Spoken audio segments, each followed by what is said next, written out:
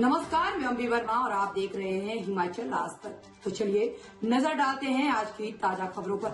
हिमाचल प्रदेश के कई भागों में 21 मार्च से 4 दिनों तक बारिश बर्फबारी का पूर्वानुमान है। मौसम विज्ञान केंद्र शिमला के अनुसार राज्य के उच्च व मध्य पर्वतीय कई स्थानों पर 21 से 24 मार्च तक बारिश बर्फबारी के आसार है। पश्चिमी विक्षोभ की सक्रियता से मौसम में यह बदलाव आने की संभावना है। वहीं मैदानी भागों में बारिश की संभावना है। 25 मार्च से पूरे प्रदेश में मौसम साफ रहने के आसार हैं। 21 व 22 मार्च को कुछ स्थानों पर अंधड़ चलने व ओलावृष्टि का येलो अलर्ट भी जारी किया गया है। वहीं बुधवार को राजधानी शिमला व अन्य भागों में मौसम साफ रहा। शिमला और पर्यटन नगरी मनाली में बुधवार को मार्च 2022 के बाद इस सीजन का सबसे अधिक पारा दर्ज हुआ। मार्च 2023 के दौरान शिमला में सबसे अधिक पारा 20.4 और मनाली में 19.8 डिग्री सेल्सियस ही रिकॉर्ड हुआ है।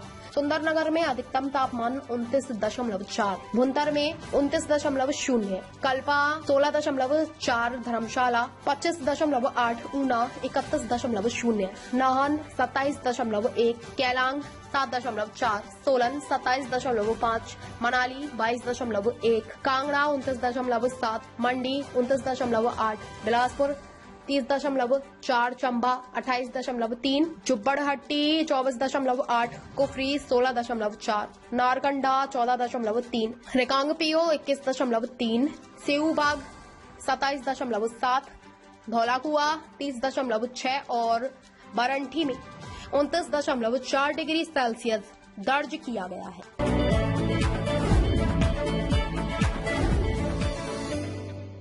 देश समेत प्रदेश में कोरोना महामारी के दौरान बड़ी लापरवाही देखने को मिली। बताया जा रहा है कि कुछ राज्यों में बच्चों को खसरे के टीके नहीं लगाए गए हैं। इस कारण बाहरी राज्यों में बच्चों में खसरे से संबंधित लक्षण देखे जा रहे हैं। ग्रामीण क्षेत्रों में इस प्रकार की लापरवाही हुई है, इसका अब पता चल रहा है, जब बाहरी राज्यों के अस्पतालों में खसरे से संबंधित लक्षण लेकर बच्चे पहुंच रहे हैं। हालांकि अभी प्रदेश में इस प्रकार का कोई मामला सामने नहीं आया है, लेकिन स्वास्थ्य महकमा अलर्ट हो गया है। वहीं बीते वर्ष मिशन इंद्रधनुष में भी ऐसे बच्चों को कवर किया गया है जिन्हें पहले खसरे का टीका नहीं लगा था।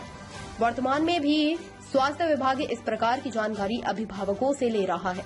आग्रह भी किया जा रहा है कि जिन बच्चों को एमआर यानी मिजल्स और रुबेला वैक्सीन नहीं लगाई है, वह नजदीकी स्वास्थ्य केंद्रों में जाकर वैक्सीन लगा ली। कोरोना महामारी के दौरान अभिभावक बच्चों को लेकर अस्पताल का कम रुख कर रहे थे। ऐसे में कई नवजात बच्चे खसरे के टीके से छूट गए। बीते वर्ष भी बाहरी राज्यों में खसरे जैसे लक्षण के मामले आए थे। इसके बाद विश्व स्वास्थ्य संगठन ने भी महकमे को अलर्ट किया था और इस प्रकार की जानकारी लेने के लिए कहा था। इसके बाद विभागों की ओर से मिशन इंद्रधनुष के तहत भी बच्चों का टीकाकरण किया था। खतरे के लक्षण क्यों जरूरी है? वैक्सीन तेज बुखार 104 डिग्री से अधिक तक बढ़ सकता है। खांसी, बहती नाक, लाल पानी भरी आंखें। टीका खसरे की रोकथाम में बहुत प्रभावी है। पहली खुराक के बाद 9 माह से अधिक की उम्र के 85% बच्चे और 12 माह से अधिक की उम्र वाले 95% बच्चे प्रतिरक्षित हो जाते हैं। पहला टीका 9 माह पर लगता है, दूसरा टीका 12-18 माह के बीच में लगाया जाता है। स्वास्थ्य विभाग 5 साल के बच्चों को भी कवर कर लेता है।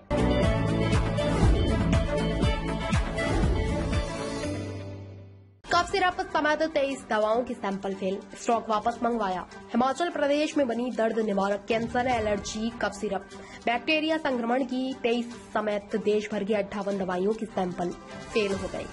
केंद्रीय औषधि नियंत्रण संगठन ने फरवरी में 676 सैंपल लिए थे। बद्दी की नेक्सकेम बायोटेक कंपनी की दर्द की दवा, पावंटा की लैबोरेट फार्मा की संक्रमण की दवा, एमोक्सिलिन परमाणु की हनूच एम लैबोरेटरी की कैल्शियम व विटामिन D3, कालाअंब की प्रोटेक, टेलीलिंक्स की बेहोशी की दवा, प्रोपोफोल इंजेक्शन, बद्दी के खरूणी स्थित वीटा ड्रग की कैंसर की दवा, एलएस प्रेगानिज, रोनम हेल्थ केयर का बैक्टीरिया इन्फेक्शन का इंजेक्शन, अमिकासीन, बद्दी के मलकू माजरा की एंड फार्मा का दर्द का इंजेक्शन और किशनपुरा स्थित ग्लेनमार्क की उच्च रक्तचाप की दवा मानकों पर खड़ी नहीं उतरी।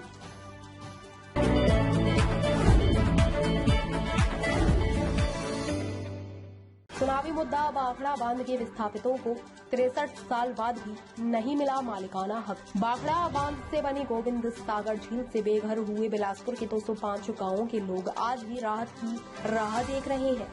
63 वर्ष बीत जाने के बावजूद भी लोग मूलभूत सुविधाओं से वंचित हैं। लोगों को सुविधाओं के नाम पर केवल कोरे आश्वासन मिले। लोकसभा और विधानसभा चुनाव के समय नेताओं को विस्थापितों की याद जरूर आती है और हक दिलाने के दावे किए जाते हैं। सत्ता मिलने पर विस्थापित भुला दिए जाते हैं। आज भी विस्थापितों का पूरी तरह बचाव नहीं हो पाया। 9 अगस्त 1961 को अस्तित्व में आई झील के लिए घर जमीन छोड़ने वाले लोग हक के लिए भटक रहे हैं। विस्थापित लोगों से बसा बिलासपुर देश का पहला ऐसा शहर है जो 999 साल की लीज पर है। सब कुछ होते हुए इन्हें शहर में अपनी ही संपत्ति का मालिकाना हक नहीं मिला। लीज के कारण बिजली पानी के कनेक्शन के लिए नगर परिषद से NOC लेना पड़ता है। जरूरत पड़ने पर अपनी ही संपत्ति पर लोन के लिए अनुमति जरूरी है। करीब 41,000 एकड़ भूमि झील की भेंट चढ़ी और 11,777 परिवार बेघर हुए थे। केंद्र प्रदेश सरकार ने उनके लिए नीति का निर्धारण नहीं किया। कुछ लोग आसपास के जंगलों में बस गए तो 3,600 परिवारों को हरियाणा के सिरसा, हिसार और फरीदाबाद में जमीन दी गई।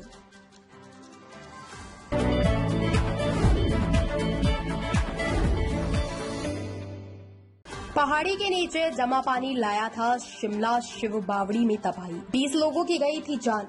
हिमाचल प्रदेश की राजधानी शिमला के शिव बावड़ी मंदिर में हुई तबाही का कारण बादल फटना नहीं था। वैज्ञानिकों ने इसका कारण समर हिल में पहाड़ी के नीचे जमा पानी को बताया है। पहाड़ी के नीचे इकट्ठा वही पानी था जो शिव बावड़ी तक आता था। पटना के दिन जोरदार बारिश से पानी का दबाव बढ़ने से भूस्खलन हुआ। पिछले साल 14 अगस्त को शिव बावड़ी मंदिर में हुए भूस्खलन में 20 लोगों की मौत हो गई थी। हिमाचल प्रदेश विश्वविद्यालय की university institute of technology UIT, Summer Hill और वैज्ञानिक एवं औद्योगिक अनुसंधान परिषद CSIR रुड़की के वैज्ञानिकों ने भूस्खलन की यूरोपीय अंतरिक्ष एजेंसी के उपग्रह सेंटिनल-1 से इस घटना की जांच करवाई है। इसमें शिव बावड़ी मंदिर में हुई त्रासदी का मुख्य कारण बादल फटना नहीं बताया है। जांच में पता चला है कि समर हिल में पहाड़ के नीचे भूजल का संग्रह था जिससे शिव बावड़ी में पानी आता था। काफी समय से हो रही बारिश से यह पानी बढ़ा जिससे पहाड़ी में दबाव बढ़ गया। पानी का दबाव चट्टानें नहीं झेल पाई और 14 अगस्त को सुबह 7 बजे समर हिल बालूगंज के ऊपरी हिस्से में भूस्खलन हुआ। वैज्ञानिकों ने शोध के लिए पहले समर हिल की मिट्टी के सैंपल लिए, जांच की और साथ ही ड्रोन के जरिए भूस्खलन की दिशा का अध्ययन किया। वैज्ञानिकों ने भारतीय उन्नत अध्ययन संस्था के CCTV के फुटेज की भी जांच की। बारिश के आंकड़ों का आंकलन किया। इसके बाद सेंटिनल-1 से इलाके की भूतापीय छवियों का अध्ययन किया। UIT के वैज्ञानिक महेश शर्मा ने बताया कि यह भूस्खलन बादल फटने वाले भूस्खलन से अलग है।